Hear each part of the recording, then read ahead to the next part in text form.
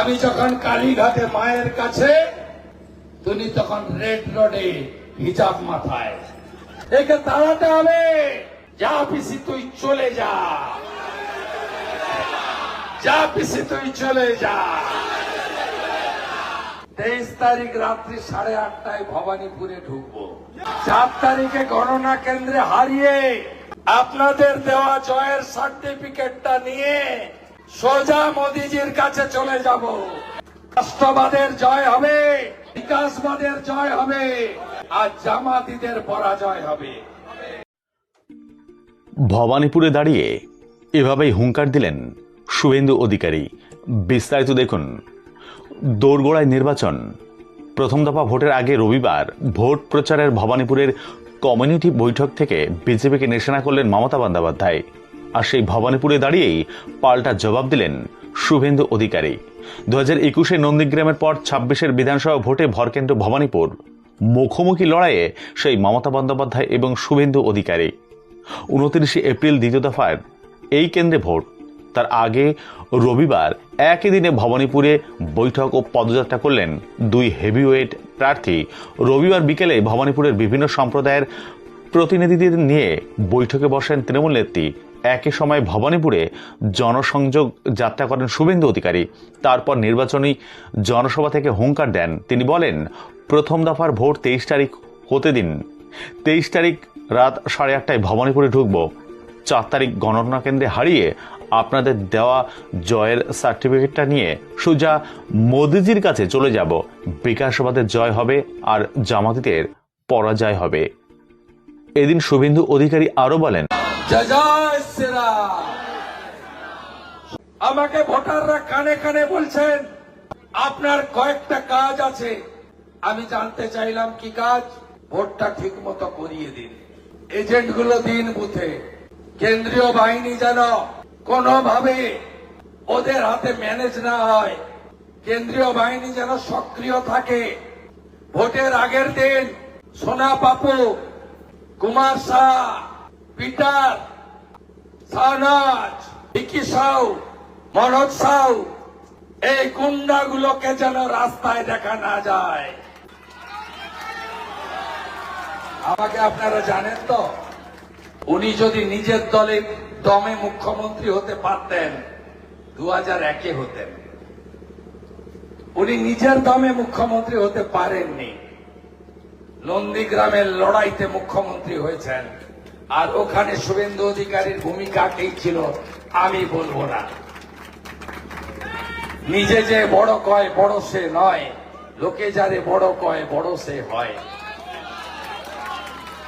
আপনি দিদি থেকে দিদিমা হয়ে যেতেন মাননীয়া, কোনদিন মুখ্যমন্ত্রী হতে পারতেন না। আমি গুন্ডাদের ঘরের ভিতরে লাগবো তালা চাবি লাগিয়ে। প্রথম দফার ভোট 23 তারিখে হতে দেন। 23 তারিখ রাত্রি 8:30টায় ভবানীপুরে ঢুকবো। 4 তারিখে গণনা কেন্দ্রে হারিয়ে আপনাদের দেওয়া জয়ের সার্টিফিকেটটা নিয়ে সোজা মোদিজির কাছে চলে যাব। এ জয় নরেন্দ্র মোদীকে উৎসর্গ করব। রাষ্ট্রবাদের জয় হবে, বিকাশবাদের জয় হবে, আর জামাতিদের পরাজয় হবে। কে কে চান বাংলাদেশ হোক? চান না তো?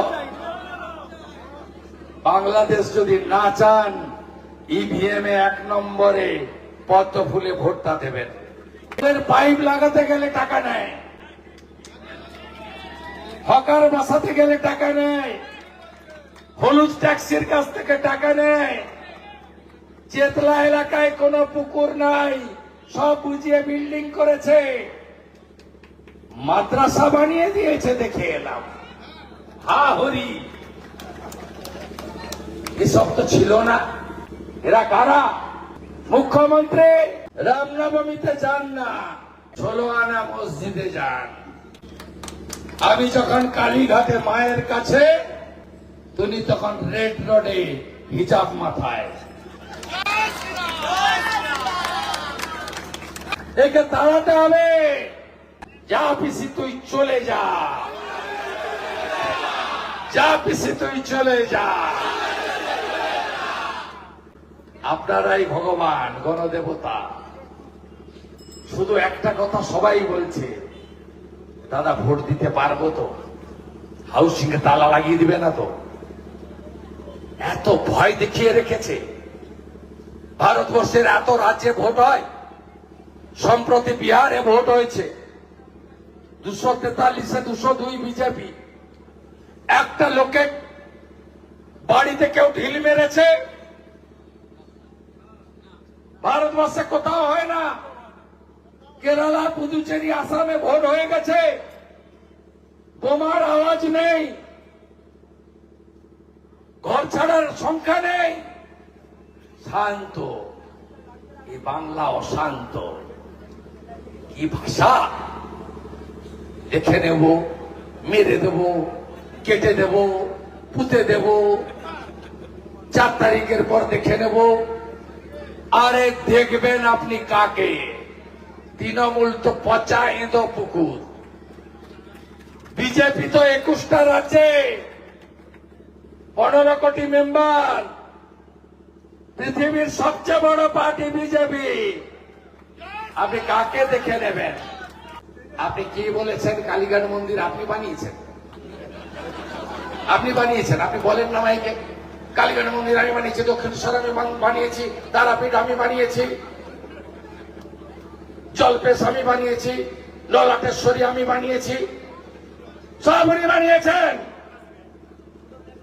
রানী রাসমণি কোনোটা বানায়নি, স্বামী বিবেকানন্দ কিছু বানায়নি, মহাপ্রভু চৈতন্য দেবের কোনো ভূমিকা নেই।